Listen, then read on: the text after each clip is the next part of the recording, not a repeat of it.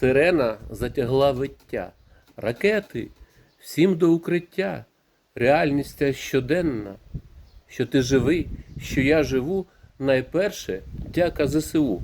А ще гучним сиренам. Вони під сонцем і дощем ревуть і стогнуть ще і ще, всі сповнені турботи. Сирено, ти мене прости, та вірю я, що скоро ти лишишся без роботи.